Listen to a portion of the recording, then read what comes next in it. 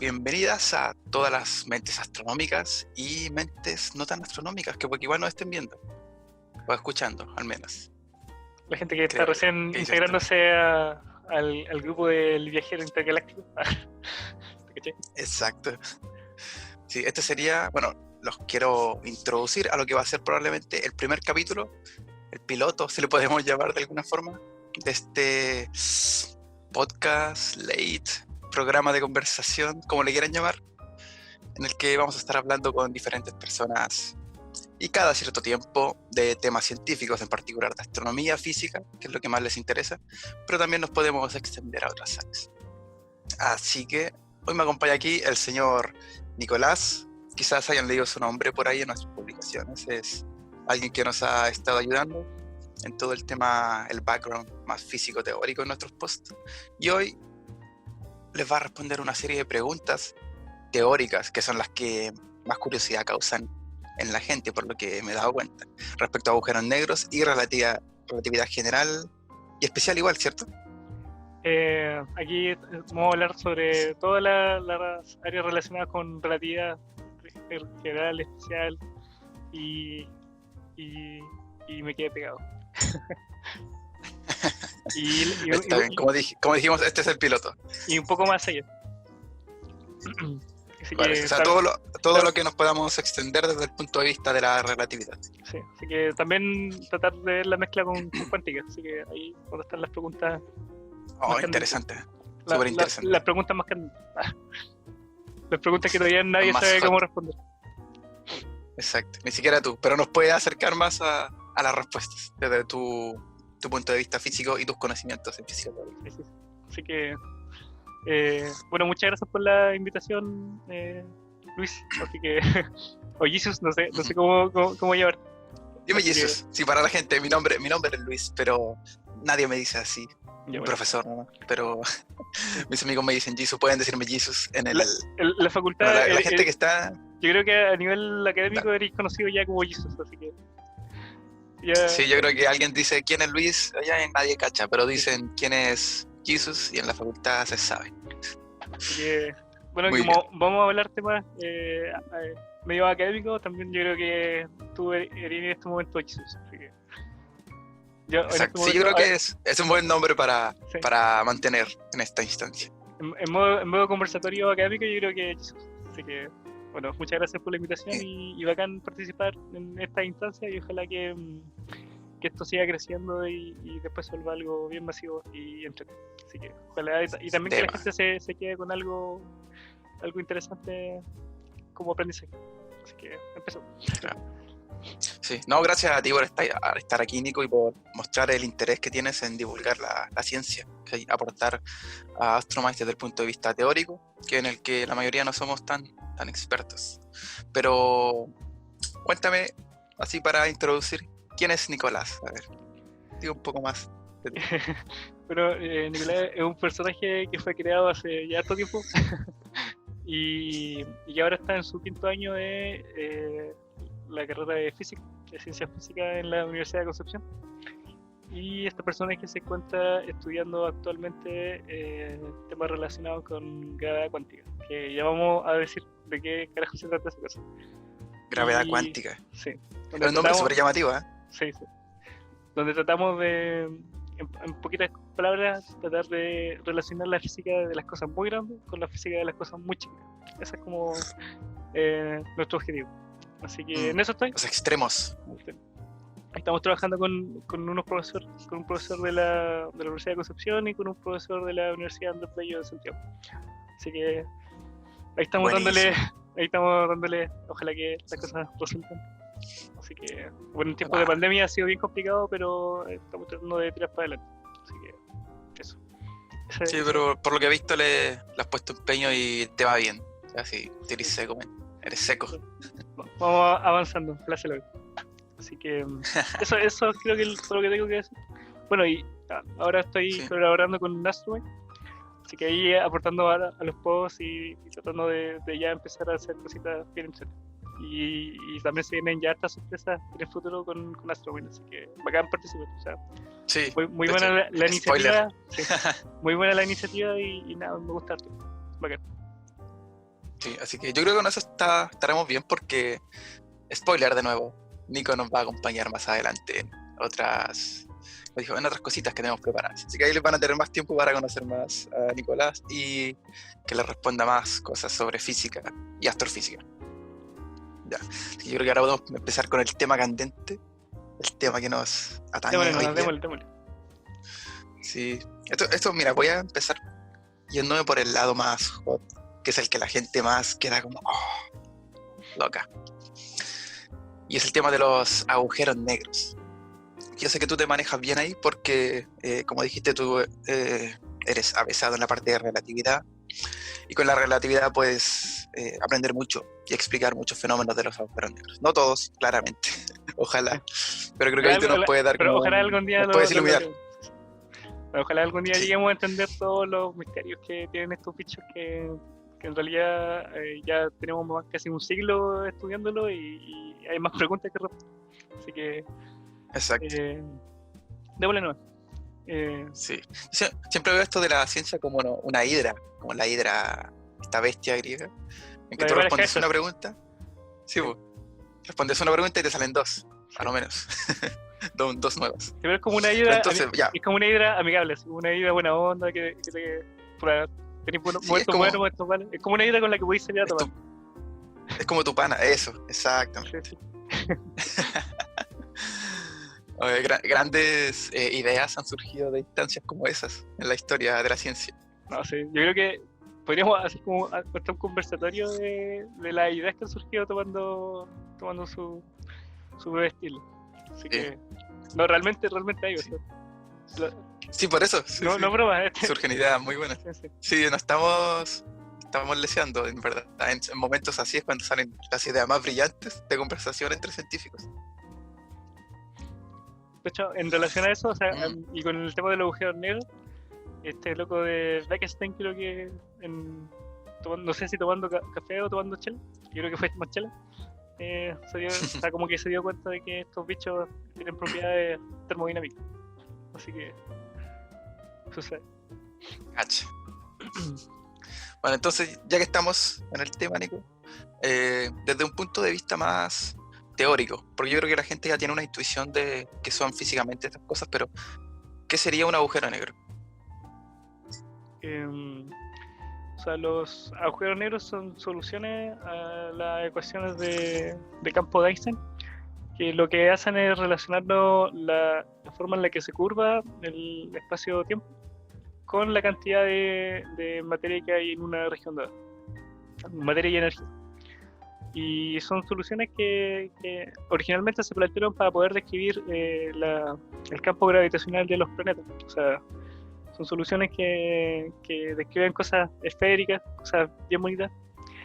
Y resulta que estudiando esas soluciones que describen los fenómenos gravitacionales de las estrellas, de los planetas, se dieron cuenta de que habían ciertas circunstancias en las que estos objetos se vuelven tan masivos que son capaces de comerse esta luz. O sea, ni siquiera la luz es capaz de escapar de la atracción gravitacional. Y la luz no tiene masa, así que es como la más liviana para poder escapar. Y incluso así no es capaz de escapar de su atracción gravitacional. Así que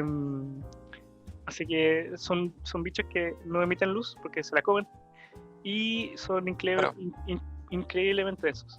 Y resulta que bueno, esa es la parte matemática, esa es la parte teórica. Resulta que desde el punto de vista físico se forman cuando uno tiene ciertas estrellas que mueren, que se les agota como el combustible que hace que funcionen y emitan su luz. Y cuando mueren se empiezan a comprimir, se vuelven densas, se empiezan a volver cada vez más densas y llega un punto en el que o se convierten en una estrella de neutrones, que también es un tema súper interesante y fascinante, o se empiezan a comprimir infinitamente. Y claro, eso es luego de la explosión de supernova. Sí, claro. Sí. Sería el remanente de esta explosión, lo que queda en el núcleo, se lo puedo llamar, de lo que en principio era una estrella masiva. Entonces ese núcleo puede una vez que ocurre la explosión de supernova, o se convierte en una estrella de neutrones, que esencialmente existen gracias al principio de exclusión de Pauli que nosotros estudiamos en el colegio. Cuando empezamos a llenar lo orbital, no sé si alguien recuerda. Sí, creo. Sí. No sé si toda nuestra audiencia, hay gente de muchos rangos etarios. Sí. Pero yo creo que la gente que anda por ahí con nosotros debería haberlo visto. Pero en media generalmente se estudiaba. Y eso debido al principio de exclusión de Pauli. Y por eso, gracias a ese principio, que es un fenómeno cuántico, existen las estrellas de neutrones. Y si que se rompe cierto límite, que se conoce como el límite de Chandrasekhar, empieza a colapsar indefinidamente, así como que empieza a colapsar y cada vez el espacio a su alrededor empieza a agruparse más y más hasta que llega un punto en el que la curvatura es infinita. Bueno, pero eso es lo que nos dicen las ecuaciones. Pero en el mundo físico sabemos que eso, o sea, el colapso no puede ser infinito. Eso es porque seguramente la mecánica cuántica nos tiene que dar, tiene que de alguna manera hacer de que generalmente en física cuando un físico encuentra algo que es infinito, o que significa que tu teoría está incompleta, le faltan cosas, ¿cachai? Para que una teoría sea algo completo, tiene que ser capaz de escribir las cosas en todos los niveles. Entonces, cuando aparecen infinitos, generalmente es porque la teoría es incompleta y necesita corrección. Y nosotros queremos que las correcciones que aparecen, para poder escribir bien qué es lo que pasa cuando el colapso continúa indefinidamente, creemos que la información la va a dar la mecánica cuántica. Así que esa es como, por eso es tan importante encontrar cuál es la relación entre la relatividad general, los fenómenos gravitacionales y la mecánica cuántica, que nos va a permitir arrojar luz dentro de los agujeros negros, que es un problema no muy abriría una importante. ventana de estudio dentro de esos fenómenos que hasta ahora no tienen explicación o que no encuentran una compatibilidad, digámoslo así, entre la relatividad y la mecánica cuántica. Sí. Pero eso, la singularidad, el hecho de que aparezcan, que las soluciones nos digan de que existen infinitos, significa que nuestra teoría está incompleta y tenemos que mejorar. Y nuestra pista es la mecánica cuántica, que es la física de lo muy chiquito. Claro, porque ahí se juntan esos dos factores en el agujero negro, de las escalas muy pequeñas y a la vez velocidades muy altas. Quizás no la singularidad como tal, pero en las cercanías. Sí, con velocidad alta significa que estamos trabajando con la velocidad de luz. Y muy chiquito, claro, es que el colapso ya, como ya pasó un nivel en el que este es el principio de exclusión de Pauli que hace que existan las estrellas de neutrones, ya como que, ¿qué pasó con él? ¿Cachai, no? ¿Qué pasó con esa física? Que es súper importante. Entonces, no, es un misterio muy, muy brígido. O sea, mucha gente, o sea, como todos los años se hacen congresos sobre ese tema. Es una pregunta súper importante que se trabaja desde los tiempos de Einstein. O sea, ya desde los tiempos de Einstein se sabía que este era un problema importante. Porque de hecho es muy genial. O sea, resulta que los átomos emiten radiación electromagnética. Y hay átomos que son súper reactivos, como el radio o no sé, o otro átomo, que son el uranio, que se usa para fusión. Sí, ese que usa en los reactores nucleares. Sí. Pues resulta que estos objetos emiten caleta de radiación y la gente no sabía que por qué, o sea, dónde sacaban la energía. Era como que emitían energía infinita. Y resulta que para explicar ese fenómeno se recurrió a la mecánica cuántica. Se dijo de que la energía que emiten se emite como en ciertos cuantos, o sea, es proporcional a un cierto número, etcétera. Son technicalidades. El punto está en que con la naturaleza cuántica del átomo se puede explicar súper bien el átomo y la estabilidad que tenía. Y resulta que la gente pensaba de que los sistemas planetarios eran igual que el átomo, así era como una pelota en el centro, claro, y otra pelota que estaba orbitando. Y era estable. La típica analogía. Sí, pues, entonces los tipos decían, y si el átomo es estable, a lo mejor también el hecho de que haya estabilidad así a nivel del sistema solar, por ejemplo, significa de que a lo mejor la gravedad también tiene que cuantizarse para que el sistema sea estable. ¿Cachai? Haciendo analogía a la mecánica cuántica. ¿Me pregunto? Es común encontrarse estas, digamos, similitudes en el comportamiento de los sistemas, porque como sabemos, el sistema, digamos, sistema solar, macro, no es exactamente igual a la idea que tenían en la cuántica, de que era el electrón alrededor del átomo. Sin embargo, he escuchado varias veces que se plantea esto de que si tengo este sistema que tiene unas características similares a este otro, en este caso uno mucho más grande que el otro, pero es común que exista esto de que este comportamiento que se da acá también se dé en este otro lado, como que siempre surge esa idea de que quizás si esto funciona así, puede que este otro también porque es similar. ¿Es común o una idea quizás errónea y que la intuición no falla? Yo creo que en ciencia ocurre un montón, y es por el hecho de que se te ocurran ideas para poder solucionar ciertos problemas generalmente es difícil, pero si ya conocí una solución que funciona más o menos bien, siempre uno trata como de hacerla calzar con algún otro problema que aún no eres capaz de solucionar o no encuentra ahí alguna manera de hacerlo. Entonces, uno generalmente usa las analogías para poder solucionar los problemas. Entonces, por eso ocurren. Es como trabajar con las herramientas que uno conoce y ver si funcionan, sí, algo así. Eso. O sea, uno generalmente cuando hace ciencia es ensayo de error. Entonces, uno siempre trata de, si tenía esperanza de que algo funcione, tratar de implementarlo y ver qué pasa.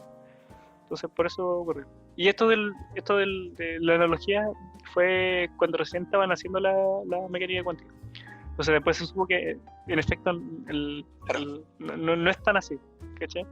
Pero por lo menos le dio pista y la gente empezó a hacerse la pregunta de cómo relacionar estas cosas y así fue como nació. Ese fue el origen de la gravitación cuántica y ahora es un tema súper fuerte en el tema del estudio de agujeros negros. Interesante la mezcla de estas dos teorías. Yo creo que siempre hasta que la logremos solucionar va a ser un tema súper hot en la comunidad. Sí. Bueno, y también otra cosa que mencionaste. Termina tu idea. Dale. No, que iba a mencionar de que este problema también es importante para entender el origen del universo, o sea, qué es lo que pasó cerca del Big Bang. O sea, en el Big Bang también aparecen infinitos y que tiene que ver con la gravedad, y que a lo mejor esos infinitos se van y son capaces de entenderse súper bien el momento en el que se creó el universo. Es que tenemos una teoría que relaciona la mecánica cuántica con la gravitación. Eso, así que es un problema importante. Sí, nos daría muchas respuestas, o al menos nos acercaría a muchas respuestas. Sí. Siguiendo con lo otro que te quería comentar, que delante mencionaste que la luz se curvaba cerca de un agujero negro y la luz a la vez era como, creo que tú dijiste la más ligera, pero ¿es tan así? ¿Como más ligera o literalmente no tiene masa? Sea cual sea ese tipo de masa.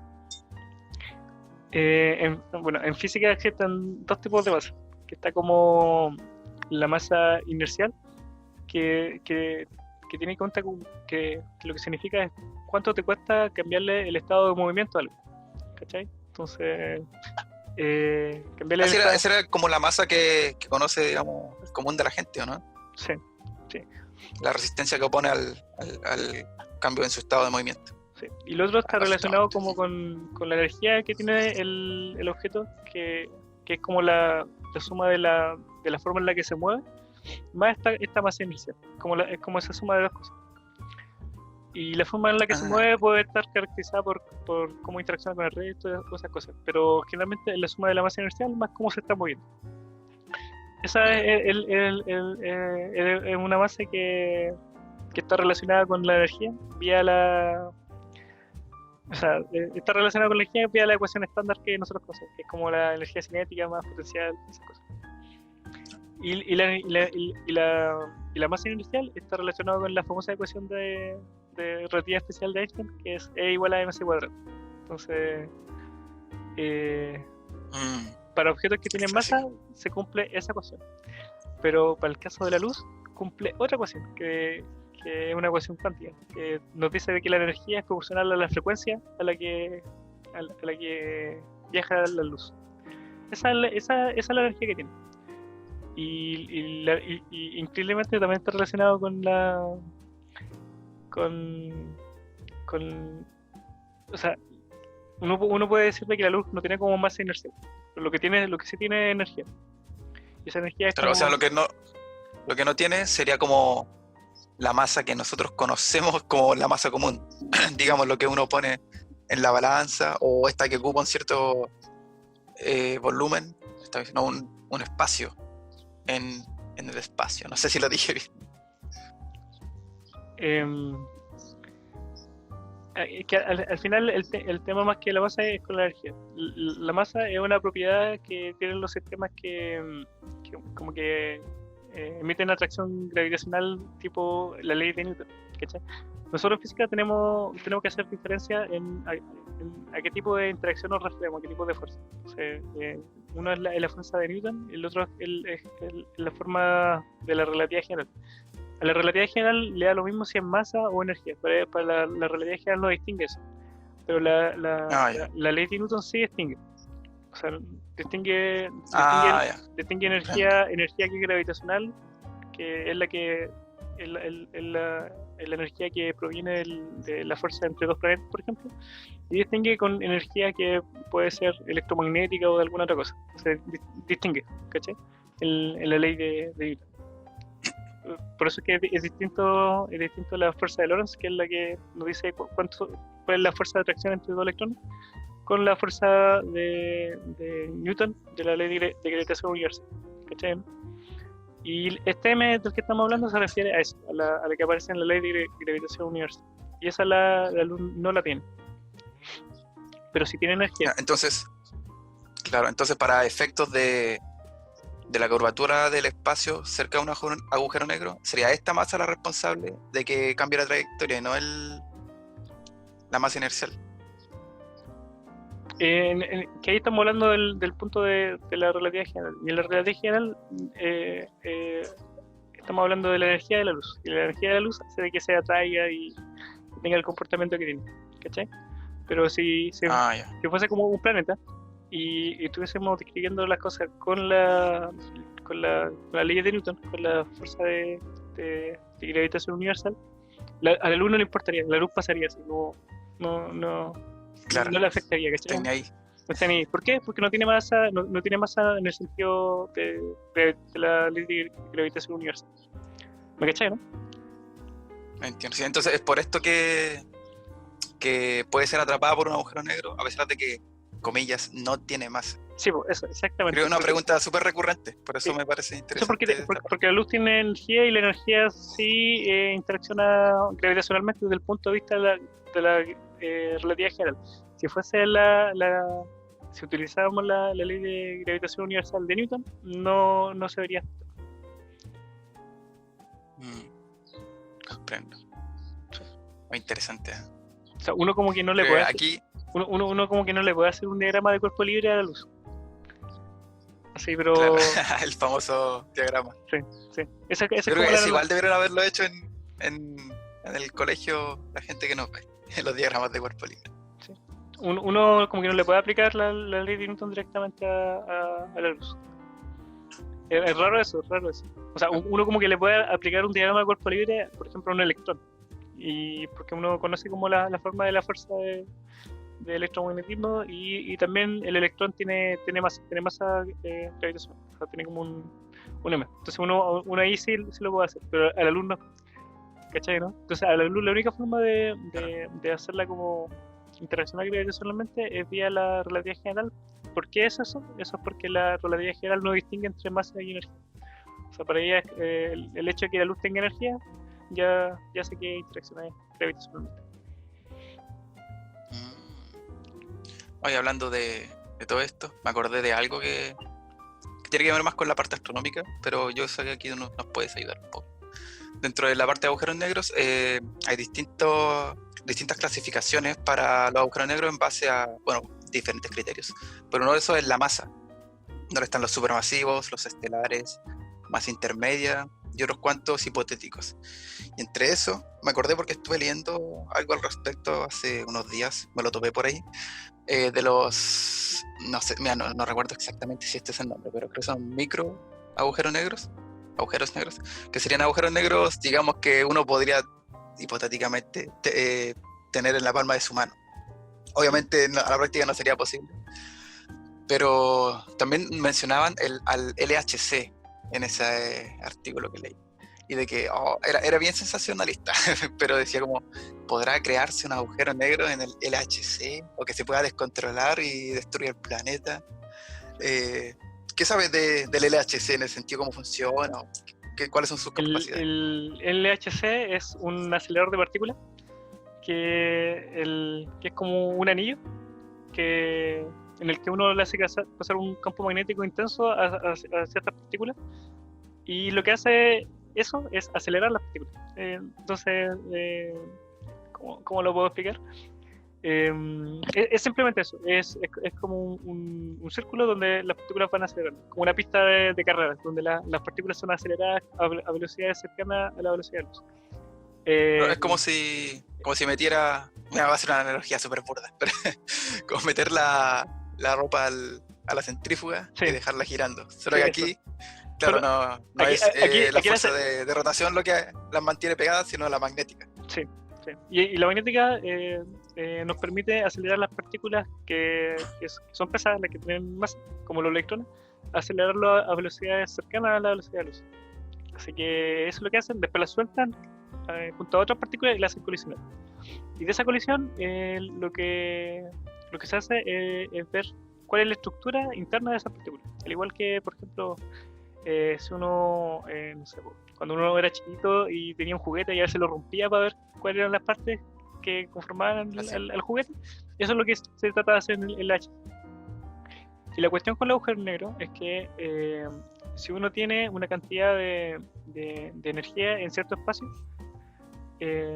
y con cierto valor fijo, uno es capaz de crear un agujero negro. Entonces, en el LHC, debido a la energía en la que se hacen colisionar estas cosas, en efecto se pueden crear agujeros negros.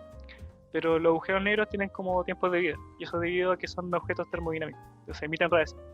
Entonces, mientras más chiquito el agujero negro, más chico el tiempo de vida. Entonces, si es que se genera un agujero negro en el LHC, no va a durar nada. O sea, no es como que para que un agujero negro como que empiece a comer así como lo conocemos, tiene que tener cierto tamaño, y son tamaños que son tamaños colosales, gigantes. Entonces, más macro. Sí. Claro. Entonces, para los agujeros negros que se pueden formar, por ejemplo, en el colisionador de hadrones, son bichos que su tiempo de vida es muy corto y que no van a tener efecto. Entonces, la respuesta es que los micro agujeros negros que se forman, que se podrían formar en el LHC, no van a tener ningún efecto como para nosotros, no se va a comer el planeta. De hecho, cuando que espontáneamente mueren, por decirlo así. Sí, mueren solos, muy rápido. O sea, y esta espontaneidad en este comportamiento es netamente por su naturaleza termodinámica. Sí. Es la termodinámica que hace que los agujeros negros mueran. Así que esa es la termodinámica que descubrió Hawking. Hawking se dio cuenta que estos bichos eran objetos termodinámicos y que tenían tiempos de vida finitos. Así que ni siquiera los agujeros negros son objetos eternos. Así que eso. Claro, no son omnipotentes. No son omnipotentes. Así que eso. Oye, ya el agujero negro no es eterno, pero ¿y los agujeros blancos? ¿Qué hay de eso? ¿Qué hay de cierto? ¿O qué dice la teoría? Porque sé que esto tiene más, no sé si respaldo, pero tiene un poco más de información por el lado teórico. O sea, yo lo que tengo entendido es que como se entienden bien, se entiende más o menos algo los agujeros negros, pero los agujeros blancos es lo mismo. O sea, el agujero negro, ni siquiera la luz es capaz de escapar de la atracción gravitacional, o sea, se lo come. En cambio, el agujero blanco es lo inverso. O sea, ni siquiera la luz es capaz de acercarse como a la cosa. Siempre escapa. ¿Cachai? ¿No? Esa es la idea de los agujeros blancos. Es lo inverso de un agujero negro. Claro, el agujero negro como que todo lo chupa, lo atrae, y el otro todo lo escupe. Y el otro todo lo repele. Sí. Chao. Eso es. Conozco gente así. Sí. Siempre hay. Cada uno. Hasta la naturaleza nos dice de que existen estos bichos con características opuestas. Así que existe en la sociedad y existen. Se da a todas escalas espaciales y bueno, otros tipos de escalas. Oye, y Aparte, agujero negro, agujero blanco y agujero de gusano, el controversial agujero de gusano que se usa en las películas para viaje en el tiempo. ¿Qué hay de ese? Eh, un agujero de gusano es un objeto que conecta dos regiones del espacio. Eso es lo que es. Es un tipo de nuevo, es una solución a las ecuaciones de Einstein, pero la gracia que tiene es que permite conectar dos regiones del espacio que están alejadas, así como por distancia cuántica. Y lo que permite hacer es enviar información desde un punto al otro, sin tener que pasar por el medio. Eso es lo que es. Como, la analogía que hacen en las películas cuando toman la hoja y la cortan, o sea, y le hacen un Sí. es más o menos así. Sí. Esa es como la idea esquemática. Y resulta que Cuando hablas de enviar información, ¿a qué te refieres exactamente? Eso, por ejemplo, enviar a una persona por ahí, ¿contaría como enviar información? ¿O a la práctica no? sí, enviar cualquier tipo de partícula de una región a otra, eso se puede considerar como enviar información. Ah, ya. Sí. Bueno, Enviar señales electromagnéticas, por ejemplo, también es una forma de enviar información. Es la forma que nosotros utilizamos para poder hacer esta transmisión. claro. Sí. Por ejemplo, si pudiésemos conectar un agujero de gusano con alguna otra civilización así muy lejos, podríamos enviarle internet con nuestra Wi-Fi vía el agujero de gusano. Eso se puede hacer. Mira tú. Sí. El único problema con los agujeros de gusano, con la teoría, es que son muy difíciles de crear, son súper inestables, o sea, una vez que atraviesa una partícula masiva, entra en el agujero de gusano, generalmente estos se destruyen al tiro, ¿sí? Por su propio peso. Entonces es muy difícil mantener como la entrada abierta. Entonces, desde el punto de vista físico, son objetos que son muy difíciles de crear en la naturaleza.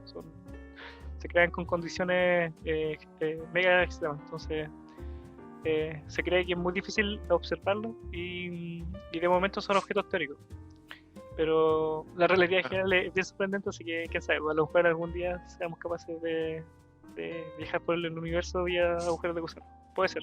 Las soluciones, sí. Las ecuaciones de Einstein nos permiten eso. Bueno, me recuerda harto a las películas, series en general, cuando, además que has visto alguna, donde se crean ya sean portales para viajar en el tiempo o entre distintos lugares, y siempre muestran que hay un montón de científicos tratando de mantener la estabilidad de este portal, porque como que cualquier detalle colapsa, todo explota, se acaba el mundo, algo así. Tiene mucho sentido con lo que decías de la inestabilidad. Sí, las ecuaciones de Einstein nos dicen que es muy difícil, así que las películas no están tan alejadas de lo que nos dicen las matemáticas. Así que, de hecho, uno de las personas que más han estudiado agujeros de gusano y temas relacionados con viajes en el tiempo, que ojalá hablemos en un ratito, es Kip Thorne. Y resulta que... Kip Thorne. Sí.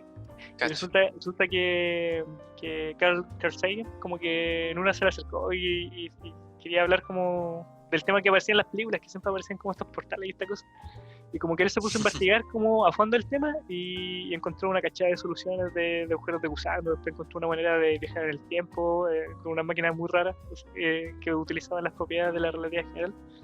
Y todo basado en las películas de ciencia ficción de la época. Así que esa es otra cosa.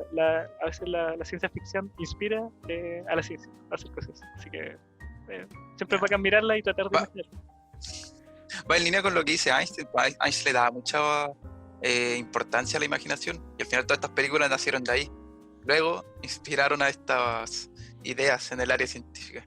Sí. Qué bonito. Así que a veces es bueno mirar cuando uno tiene información académica, siempre es bueno mirar las películas de nuevo y tratar de imaginar. A veces ofrecen ideas que a lo mejor algún día se pueden hacer, por muy locas que sean. Así que, claro.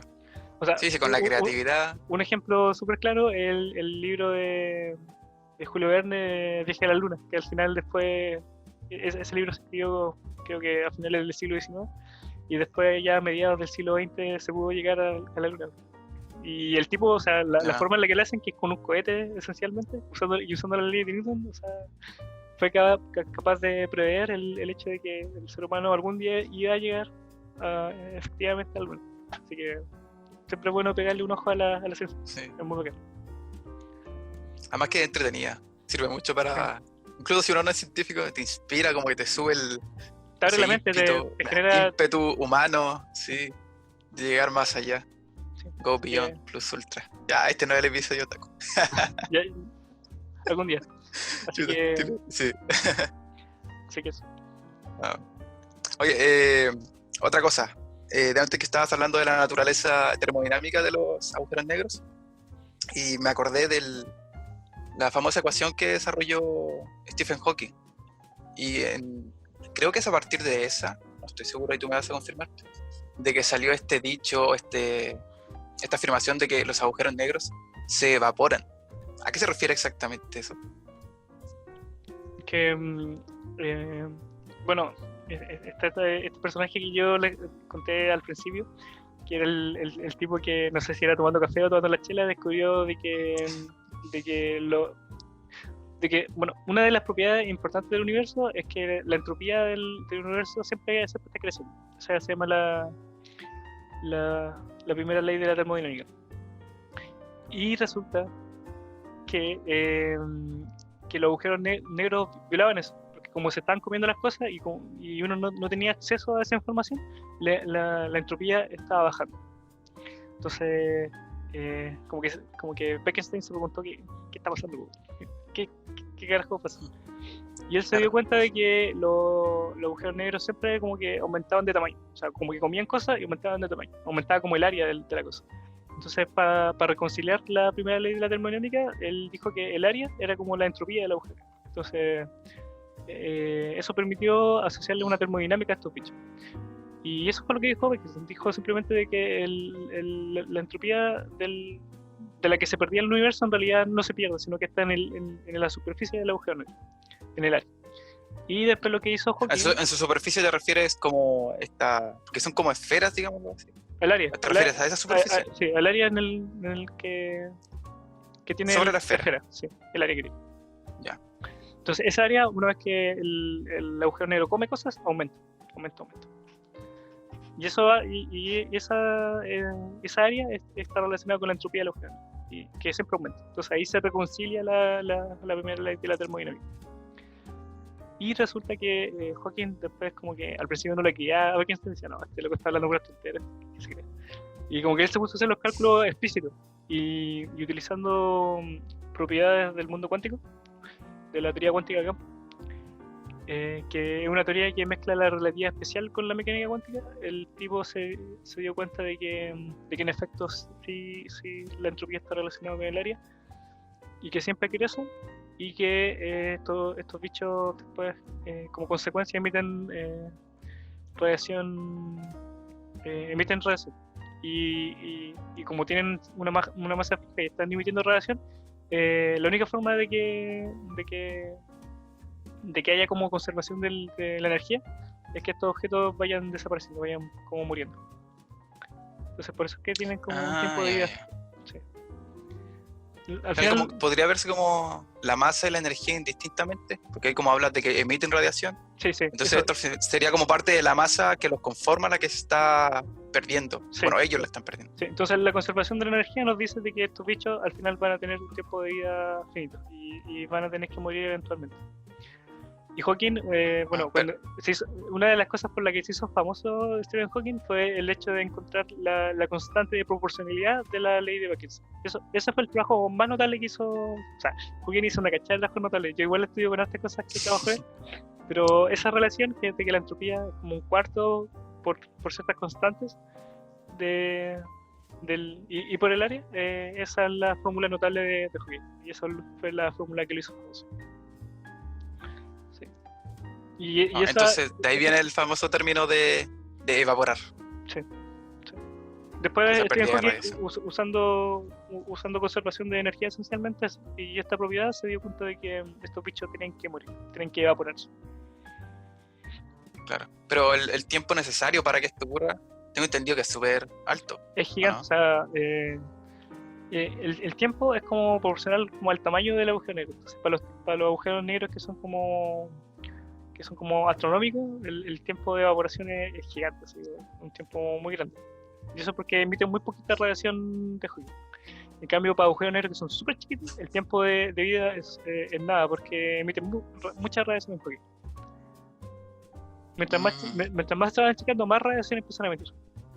Entonces, para los agujeros negros que hay en el universo, que son como lo que se observó hace poco, la radiación de Hawking es muy poquita la que están emitiendo y el tiempo de vida es largo. Es súper, no contradictorio, pero es como inverso a lo que ocurre con las estrellas, en el sentido de que en las estrellas, las más masivas que tú tienes, mientras más masivas, más calientes, menos viven, porque queman su combustible, no lo queman, hacen fusión mucho más rápido. Mientras que las que son de masa más baja, viven mucho más tiempo. En este caso es al contrario, los más pequeños. Es bacán que te di cuenta de eso. Sí, es bacán porque en efecto es muy raro. O sea, la termodinámica del agujero negro funciona como el verde. Es una cuestión media rara. Pero en efecto es así. Sí. Eso pasa solo con los agujeros negros. En los objetos termodinámicos estándar no funciona. No funciona como tú lo estás diciendo. Es muy raro. Es una de las cuestiones interesantes. Sí. Así que es paradójico. Si lo piensas todo como lo mismo que veíamos delante, de encontrar dos sistemas similares y pensar que pueden comportarse de manera similar. Aquí no, es todo lo contrario. La explicación técnica de eso tiene que ver con el hecho de que la entropía es proporcional al área. En cambio, en los agujeros, o sea, en los sistemas como la estrella o ciertos cúmulos de gases, de cosas, la entropía es proporcional al volumen. Por eso es que las leyes son distintas. El hecho de que sean proporcionales uno al área y el otro al volumen hace que todo cambie termodinámicamente, y como viendo las propiedades grandes, todo cambia. Wow. Sí. Oye, yéndome para no es otro tema, pero más para tu área, digamos, más generalizado, de la relatividad general. ¿Cuál sería la respuesta a la pregunta de por qué, al menos nosotros como personas, no podemos viajar a la velocidad de la luz? La explicación tiene que ver con el hecho de que nosotros somos libres de hacer un experimento y encontrar la ley física. Sí que existe una ley que todos obedecen, independiente de que si yo esté haciendo un experimento, no sé, aquí en la casa, o lo estoy haciendo en el metro, o lo estoy haciendo en el biotren, o lo estoy haciendo en una nave espacial. La ley física que yo voy a medir deberían ser las mismas. O sea, deberíamos obedecer todas las mismas leyes físicas. Entonces, si hago el experimento y mido una serie de datos que me van a dar la pista de cuál es la forma de la ley física, yo debería ser capaz de traducir mis resultados con los resultados de la persona que está haciendo el experimento en el biotren o en la nave espacial. Así que, o en el metro. Así que para que haya una regla de traducción, alguna cosa tiene que ser como constante, tienen que ser proporcionales de alguna manera. Tiene que haber un número que sea constante y que nos permita relacionar todos nuestros resultados. Como algo que te calibre tus mediciones dependiendo del lugar. Exactamente. Tiene que haber como una regla de calibración. Y esa regla de calibración del universo es la velocidad de la luz. Entonces la velocidad de la luz tiene que ser constante y máxima para que todas las leyes físicas que nosotros observamos podamos traducirlas. Si no fuese así, si no existiese no existiese alguna velocidad límite o algún parámetro que sea como constante, no seríamos capaces el universo sería como súper arbitrario, así como que cada uno mediría sus propias leyes físicas, sería todo súper caótico. Entonces, para que haya orden, tiene que la velocidad de la luz ser constante así o así. Quizá ni existiríamos, dependiendo de cómo se dio la evolución del universo. Sí, o sea, si fuera así tan arbitrario. Es súper crucial, o sea, no existiría como una realidad objetiva, ¿cachai? Sería como raro, sería muy, muy extraño. Sería como tener varios universos con sus propias leyes, pero todos embebidos, como se dice, en un mismo universo. Es algo extraño. Sí, sería como que cada uno hace lo que quiere. Yo tengo mis leyes físicas, no sé, pues, yo soy capaz de volar así, a mí no me importa la gravedad, yo soy capaz de volar. Y otra persona está como sometida al peso gravitacional, pero no sé, pues, es capaz, no sé, sería un mundo muy raro, pues. Pero sí, yo lo imagino como distintas personas con la típica frase: mi casa, mi regla, hago lo que quiero. Sí, cada uno sigue esa mentalidad, pero los mandan a vivir todos a la misma casa. Sí, eso. Una cosa así. Eso sería muy raro. Entonces, por eso la naturaleza nos dice de que la velocidad de la luz tiene que ser constante y máxima. Eso. Y máxima. O sea que ese es el tope para cualquier partícula. Ese es el tope para cualquier cosa que no tenga masa. Generalmente se ¿Cuál dice masa? de que la masa como gravitacional, la masa de la ley de Ya. Newton.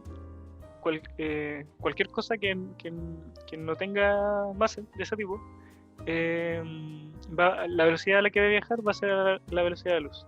Y hay partículas de ciertas interacciones de la fuerza nuclear fuerte y eso. Sí, de la nuclear fuerte no, que el electrón tiene masa. Que no tienen masa y que viajan a la velocidad de la luz, pero que no son la luz. ¿Cachai? Entonces, ese es el límite de velocidad para las cosas que no tienen masa. Y no solamente la luz no tiene masa, hay otras cosas, hay otras partículas elementales que obedecen eso. Entonces, el nombre, o sea, velocidad de la luz, fue por darle un nombre, simplemente. Eso es Que no es, como no es exclusivo de la luz. Sí. Eso es por razones históricas. O sea, el primer fenómeno que se estudió, que era por lo que teníamos, era la luz. Y estos fenómenos que son de la escala del núcleo del átomo, se vino a estudiar muchos años después. Entonces, por una cuestión histórica es que se relaciona todo el límite con la velocidad de la luz y adquiere ese nombre. Pero es un nombre, ¿no? Yeah. O sea, hay otros sistemas, hay otras partículas que también no tienen masa y que viajan a la velocidad de la luz. Entonces podríamos dejarlo como una cantidad física, digamos, una cierta velocidad. Podríamos quitarle el apellido de la luz. La velocidad límite que se tiene, que nos permite movernos en el universo. Ya. Oye, y si eventualmente, de alguna manera que no se me ocurre, pudiéramos viajar a la velocidad de la luz, ¿esto nos haría posible viajar en el tiempo o tampoco? Si viajamos a la velocidad de la luz, no podríamos viajar. O se rompe todo. No sé. Si pudiéramos viajar a la velocidad de la luz, como que el universo veríamos que como que colapsa. Así. Como que eso porque las distancias, resulta que para que la velocidad de la luz sea constante, la velocidad es la distancia partida en el tiempo. Entonces, para ser constante ese número con las observaciones de las demás personas, lo que se hace es o achicar las distancias, o aumentar el tiempo, o disminuir el tiempo, o aumentar la distancia. O sea, se juegan esos números para hacer calzar la velocidad de la luz. Entonces, si nosotros como objetos masivos nos moviésemos a la velocidad de la luz, esos números se harían calzar de forma tal de que fuera constante para todo. Y para que eso ocurra, o ocurre de que la distancia como que se va a cero, o el tiempo se va a infinito, o no sé. Juegan esos números de forma tal de que ocurra eso. ¿Cachai? Entonces, o sea, ahí entra esto de que el tiempo que mide uno no es el tiempo que mide otro. Sí, eso. ¿Y por qué ocurre eso? Eso es para hacer de que todos veamos el mismo set, ¿cachai? La misma velocidad de luz. Claro. Entonces, si es que nosotros nos moviéramos a esa velocidad, seguramente las distancias que nosotros medimos se empiezan a colapsar, así, empiezan o a achicarse o a extenderse de forma muy cuática. ¿Okay? Eso es lo que ocurriría si tratásemos de movernos a la velocidad de la luz. Si nos moviésemos más rápido, ocurriría que seríamos capaces de no sé, pues, si nos llega un rayo de luz, seríamos capaces de responder antes la señal que nos llega, y eso sería como mandar información al pasado. ¿Cachai, no? Nosotros las cosas que vemos nosotros las cosas que vemos las vemos por cómo interaccionamos con la luz. Si nos llega un rayo de luz y nosotros sabemos de qué pasó algo, y después con eso nosotros respondemos. Pero si fuésemos capaces de movernos más rápido que la velocidad de luz, si viene el rayo, la señal, nosotros seríamos capaces de mandar antes la señal de respuesta. Y eso sería como mandar información al pasado. Claro. ¿Cachai? De todas maneras. Creo que al final todo es información, envío y respuesta. Creo que es súper parecido o en volar lo mismo que en el internet. Sí, todo es enviar y recibir información todo el rato. Sí. El acto de ver también. Ahí seríamos, si viajamos más rápido que la velocidad de la luz, que sería como viajar más rápido que la señal en la que nos llegan las señales de Wi-Fi o lo que sea. Seríamos, claro. Si nos mandan un WhatsApp, seríamos capaces de mandar el WhatsApp de respuesta antes de que nos llegue el WhatsApp que queremos. ¿Qué? Uy, el jefe feliz. Sí, o sea, sería bacán, pues. Y pucha, no sé, si estás comprando tu Kino, serías capaz de apostarle antes de que salga ganado. El loto creo que es donde elige los números. Sí, así que... Creo. Imagina las posibilidades. Ahora bien, Podría financiar a cuántos científicos. sí. Eso sería, pero eso sería como una manera de como acceder a la información del pasado o tratar de enviar información al pasado, esas cosas. Pero el universo también nos permite viajar en el tiempo. O sea, las ecuaciones de Einstein nos dicen de que existen soluciones en las que uno viaja al pasado, por ejemplo. O sea, desde nuestro punto de vista, en nuestro futuro se convierte en nuestro pasado. Nuestro pasado se convierte en nuestro futuro. Hay soluciones de las ecuaciones de Einstein que permiten eso. Que se llaman las soluciones tipo Google o soluciones de curvas tipo tiempo cerrado. Es el nombre como técnico. Pero no son más que soluciones en las que el pasado es tu futuro y tu futuro es tu pasado. Y la relatividad general permite eso. Nunca se han observado, pero se puede. O sea, nada nos dice de que no es así. Hawking en los años 90, creo, como que hizo un carrete, como que hizo una fiesta en la que una fiesta en la que invitaba a los viajeros en el tiempo a su carrete. Decía, si existen los viajeros en el tiempo, seguramente alguno va a aceptar esta invitación y va a llegar. Y no llegó nadie. He visto muchos memes al respecto. Sí. Y después lo que hizo Hawking fue conjeturar de que, en efecto, como nosotros no somos capaces de ver viajes en el tiempo, seguramente no existe y no hay viajes en el tiempo. Pero las ecuaciones de Einstein no nos dicen nada de que eso no, de que eso, o sea, las ecuaciones de Einstein nos dicen de que pueden existir perfectamente viajes en el tiempo. A lo mejor la forma en la que nos tenemos que mover o tenemos que viajar para poder viajar en el tiempo en media extraña, pero puede ser. Que no hayamos visto algo no significa que no existe. Así que... Oye, súper interesante lo que estáis diciendo. La verdad que a mí se me quedan hartas preguntas como en el tintero, así que se me ocurren ideas, probablemente a la gente igual, pero igual llevamos un buen ratito hablando. Creo que está bien por hoy, pero podríamos hacer otra versión. Sería genial, o sea, hay una gran... Yo creo que hay infinitas preguntas que nos podríamos hacer y seguir conversando una cachada de temas, así que sobre todo en esta área que es la realidad general y las cosas que se están haciendo. O sea, igual hay un montón de cosas, de preguntas que se está haciendo la gente y que necesiten respuesta o necesitan ser conversadas para el público general, así que sería bacán juntarnos conversando. Lo mismo. Ya, entonces yo creo que por hoy podríamos dejar la conversación hasta aquí. Estuvo súper interesante y te doy las gracias, Nico, por darte el tiempo gracias por la invitación, de conversar conmigo. Conversar. Y para la gente igual. Sí, de tener aquí a alguien que trabaje en el área y que te puede dar una explicación más, quizá no tan sencilla, pero precisa sobre qué es lo que nos dice la física respecto a cada fenómeno. Así que, de nuevo, te agradezco el tiempo que tuviste aquí y te invito a que lo hagamos de nuevo. Ya, o sea, yo feliz, muchas gracias por la invitación. Decirle a la gente que está viendo también que muchas gracias por quedarse hasta el final y que nada, pues ojalá esta entonces se repita y se vienen muchas cosas bacanas en el futuro. Así que eso. Sí mismo. Así que también para cerrar, a toda la gente que nos escuchó, muchas gracias. Esperamos que hayan aprendido algo más. Si quedaron con dudas, que probablemente así fue, igual quedé con dudas. Vamos a intentar, vamos a hacer esto de nuevo, con más contenido y más preguntas respecto a estos temas. Así que estén atentos, que en cualquier día aparece otro capítulo de lo que aún tenemos que darle un nombre, que no tenemos un nombre para este espacio.